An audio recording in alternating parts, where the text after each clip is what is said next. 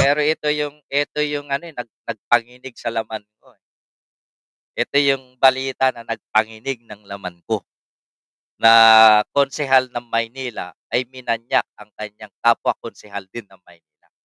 Siguro napanood niyo na 'to. Ang babae, kilala niyo si Yobab, yung, vlogger na mataba na si Yobab. Huwag mo niyo ng baliktarin, okey? Eh, kapatid niya 'to, itong babae na nag-aakusa dito sa isang konsehal na si Ryan Ponce ng Sampaloc District na merong mga kakaibang ginawa dito kay, Eunice Castro na kapatid ni Yobab. So, nakakapangilabot 'to kasi halal ka ng bayan tapos hindi kagandahan yung, iyong pag-uugali.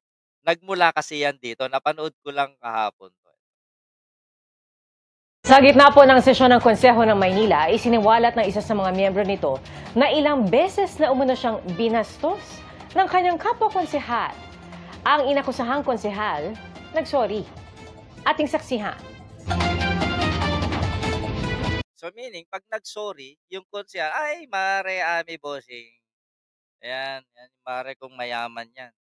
Laging takbuhan ni Bagtit. Lagi rin tinatakbuhan ni Bagtit 'yan. Ah, hello mare, good morning. Oh, eto, pakinggan ninyo. Kaya kagalang-galang, Ryan Ponce. Shame on you for treating us women like an object. Wala naman akong pinakita hindi maganda sa'yo. Bakit mo ako binabastos? Nanginginig ang boses ni Manila Councilor Eunice Castro nang ihayag sa gitna ng sesyon ng kanilang konseho ang naranasan umano niyang panghaharas mula sa kanyang kapwa konsehal na si Ryan Ponce. Imbis na maayos na pagkamayan ang mangyari, kinamayan niya ako at dinutdot ang aking palad ng ilang beses. Parang dinudot yung ganyan? Tama ba? Tama ba yung pagmuestra ko? So, ibig sabihin okey, okey. Sa mga lalaki alam niyan. Sa isang punto, di na napigilan ni Castro ang maiyak habang isinasalaysay ang naranasan na anyay hindi lang isang beses nangyari. Gusto lang kitang batiin na ang galing mong magsalita. Suminyales ako sa'yo ng high five, binaba ko anong ginawa mo. Dinot-dot mo na naman yung kamay ko!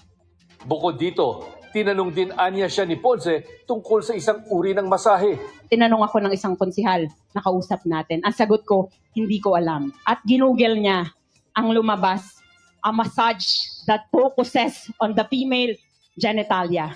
May mga pagkakataon din aniyang pinapansin ni Ponce ang kanyang suot at nagpapadala pa aniya ng random messages. Marami ka ring binurang mga random messages mo sa akin. Katulad ng, nakasitro ka kanina. Good morning, sexy. Inaabangan ko ang suot at buhok mo kanina. Patingin muna ng good morning face mo at pantulog mo para good morning talaga. Sa huli, panawagan ni Castro. Kaya sa mga kapwa ko babae sa lungsod ng Maynila, sa buong Pilipinas at sa buong mundo, hindi nyo kailangan magpanggap para tratuhin kayo ng tama at hindi kayo nag-iisa. Hinihikayat ko kayong lahat, huwag mangamba, huwag magsarili, huwag mag-isa, huwag magkulong, huwag matakot. Wala kayo, wala tayong dapat ikahiya.